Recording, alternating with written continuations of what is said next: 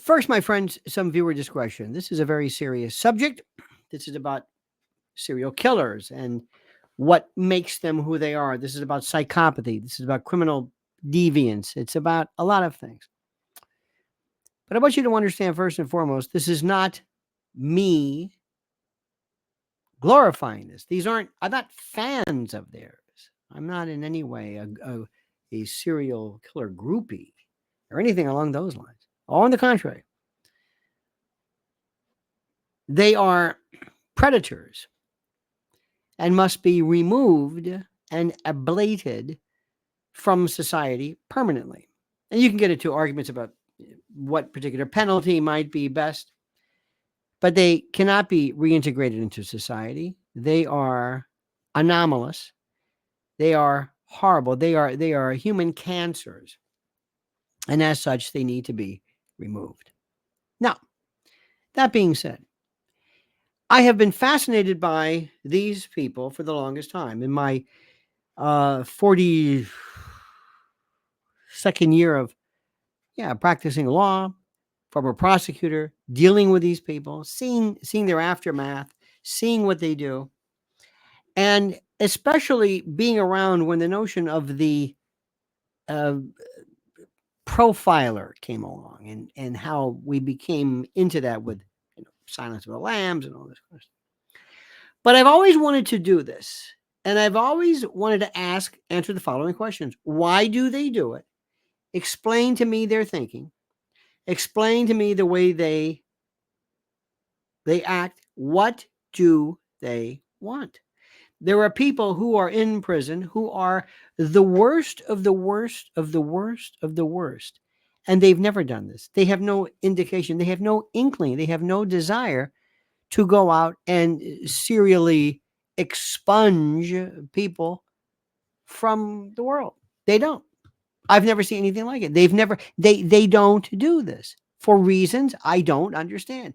There are people who are horrible, who've done terrible things, and they might in fact be murderers, but the idea of being a serial killer, and there's different definitions, 3 or more within a particular period of time, with adequate cooling off periods and that sort of thing, versus a spree killer versus a mass murderer.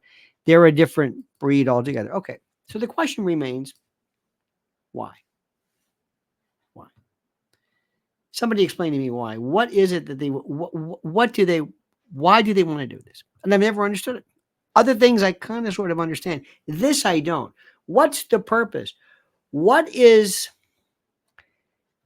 satiated? What is quelled? What is addressed? What is it you want to what? What is it? To possess someone ultimately via their life? What? Okay, enough of the poetic. In 2019, I believe, Piers Morgan, who is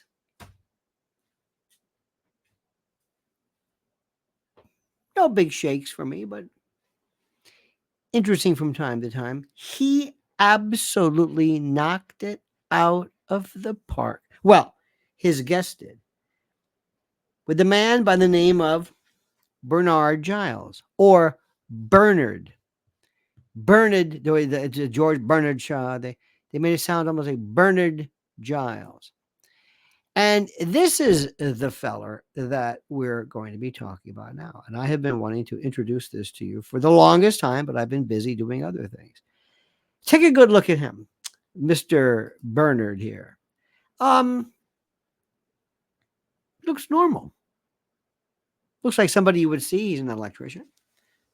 I don't know what you think the devil looks like, but this is the devil. And he's so ordinary, it's not even funny. And I still never understood what it was that made him do this. What was it? I kept waiting. And I've never heard anybody ever really describe it except for this. And it was finally like, I got it. I got it. When you think of what evil looks like, you will see that this fellow is the most unevil looking person there is. And if you saw him on the street, he's very calm. He is the prototypical psychopath, except for all of the other aspects like being glib and being calculating, but in having a head and heart disconnect, he is it. He is it. So let us begin with this incredibly fascinating piece with my commentary, which I'm warning you now, I will interrupt this repeatedly to make a point.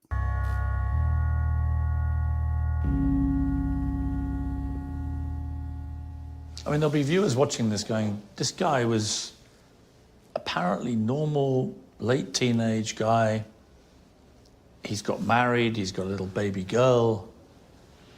Life seems fine, and yet ticking away is this horrific time bomb.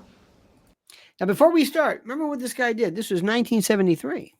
1973, he was about 20 years old or something like that, 20.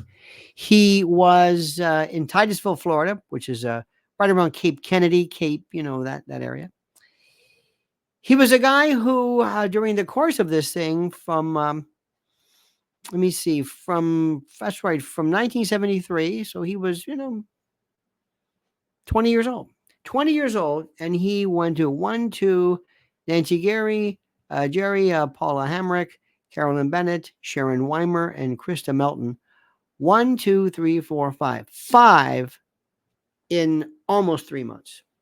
So right off the bat, he breaks every rule there is. Everything that people always say about what is the classic and the prototypical serial killer. It's a period of time. It's extended. 3 months. Boom. Now, did he explode? I don't know. Because what Piers Morgan is doing is he's leading the witness. Ask him what he thinks. Don't tell him what he thinks. Don't anticipate it. And that's very frequently been the case, that you have people that they present as perfectly normal. Now, he said people, speaks of, not him, he's detached. People who present. This is medical speak. People who present. Isn't that interesting? And again, he speaks about these people. Let me see if I can explain these people to you. Not me, mind you, but these people. Immediately, this guy's head, his brain, his thinking, and his heart, his compassion, his connection, not even connected. You're looking for these sort of trigger points. Where is that trigger? Okay. I don't know this gentleman. I'm sure he's knows far more about this than I do. But why is there a trigger point? When you mean trigger, what made him do it, or something that made him snap? I don't know if you're snapping. What happens? And it may very well have been the stresses he felt in being married, being a 19, 20-year-old guy with a child. Wait. Again, let me start off by saying this. Why is that the cause for this? Did he say this? I don't know. What if Giles says, no, there's no stress. I wanted to do this. I would have done this no matter what. What took some people 3-4 years to do, my God, a Green River Killer took, I don't know how many years. I did it right away. I didn't blow up. Yeah, there was stress as I was married, but that's not it. Why do we assume that? Why is it? Why do we say that? And really, you can see him here. He's not really equipped to be dealing with marriage, let alone a baby. This probably caused a tremendous amount of stress for him.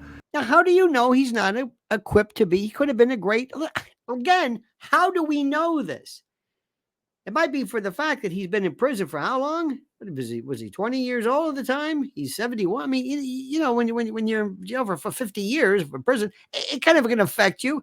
Again, we're reading too much into this. Maybe it's true, maybe it's not. And I'm not surprised that these killings started really within a month or two after the birth of his child. Why? I'm sorry, I'm not laughing. Why?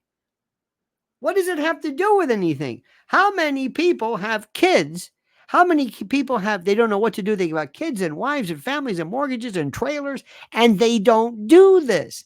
The question is, why does he take that? Okay, admitted stress. And why does he take it out on innocent women?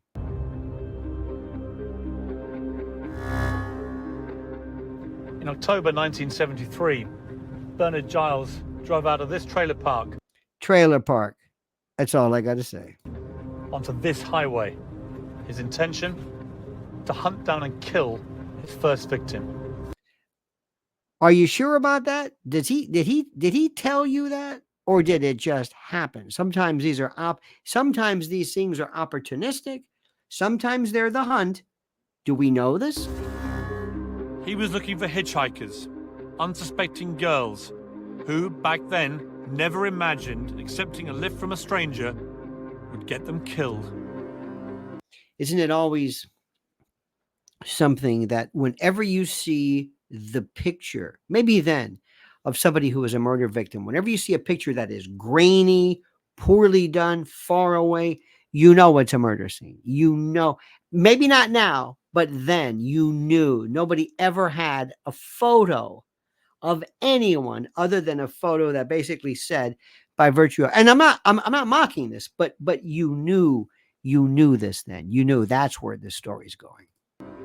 That day that you went out, when you did kill for the first time, was that a morning when you woke up and you were with your wife and daughter and something hit you and you went, No. today may be the You hear that? You hear this? He says, no, that's not the way it happened. day? Every day may be the day. You hear that? You hear that? There's no snapping. There's no snapping. This is an instinct, a propensity, a behavior. It's there. It's not going to spring. It's just there.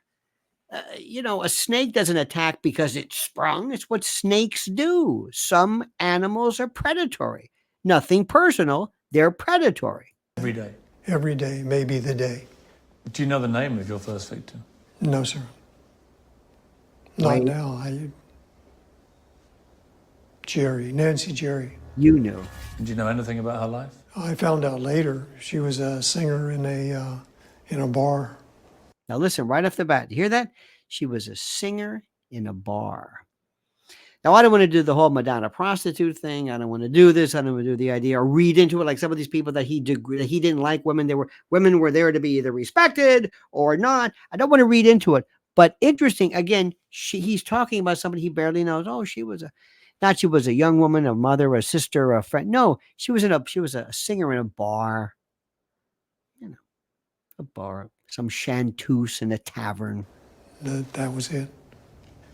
That was it. That's step one. These people mean nothing to him. It's nothing personal. These mean nothing. It is nothing. That empathy, pity you have, he doesn't have it. It's because I keep saying this, his head and his heart are disconnected. Tell me what happened. Picked her up in Titusville.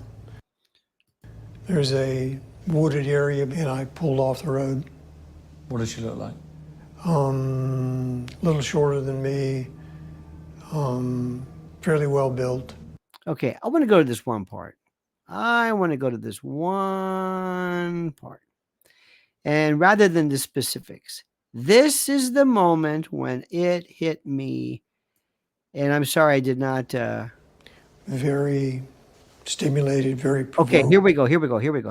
This is the part. Again, I've been waiting for a long time to understand crimes, to understand it. I wanted to understand how this works. And I want you to hear this. Feeling as you do that?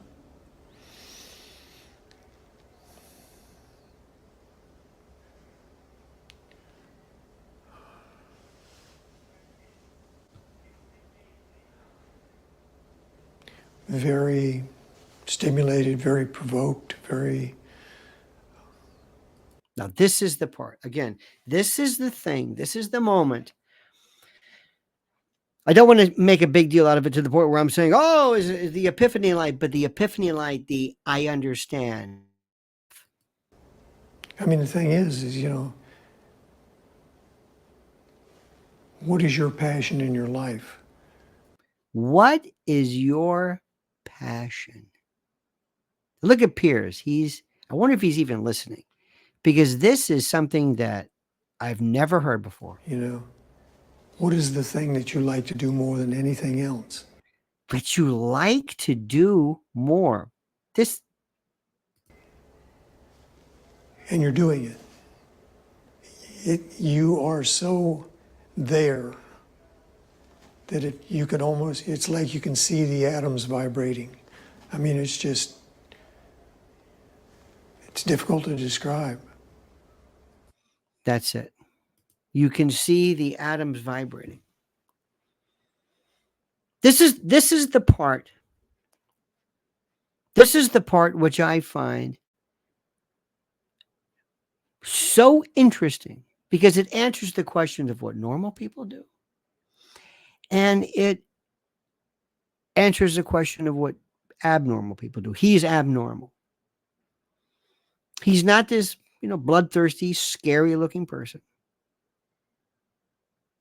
He's not anything that, but he probably shares that.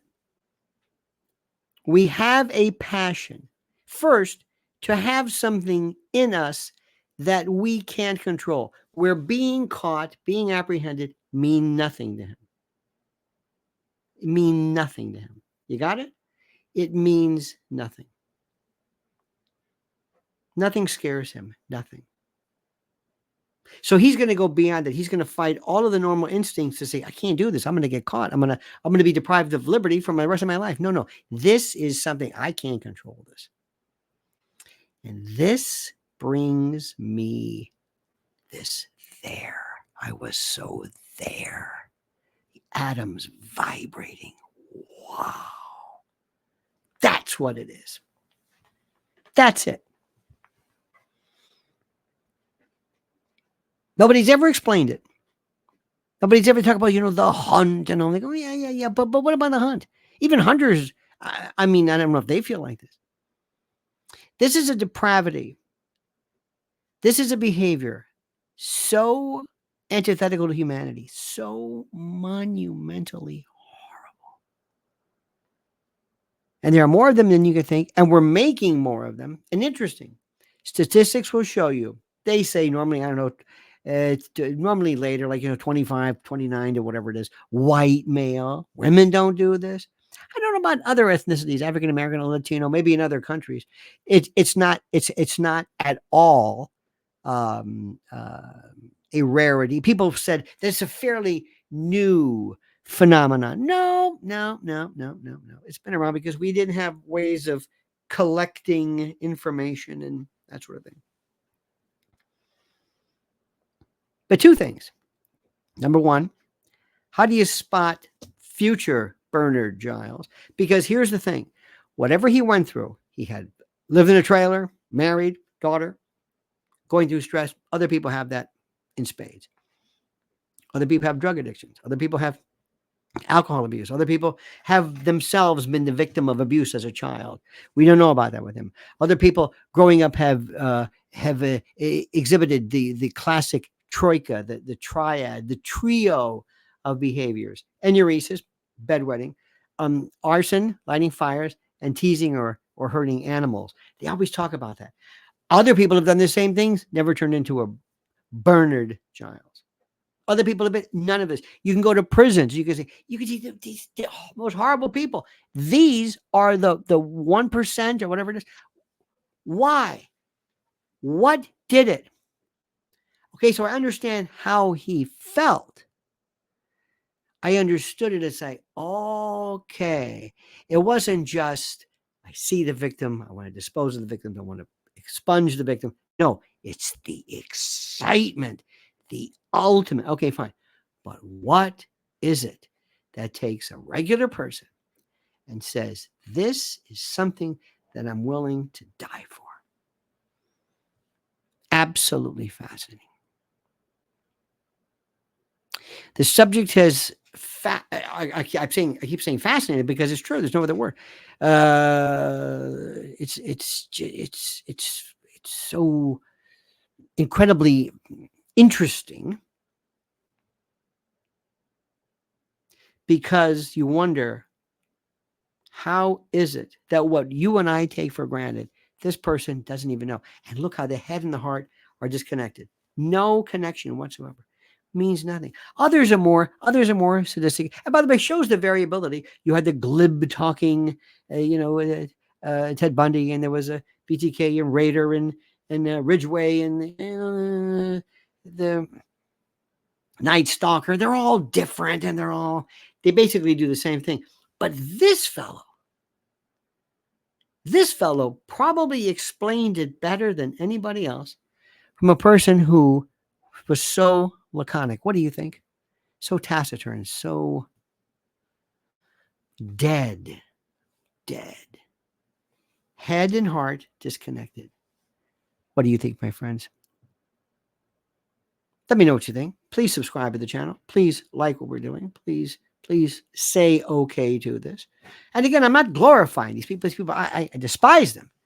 I never want to meet this person. No. He's like, it's like looking at some wild, animal in a shelter or some pen or something. No.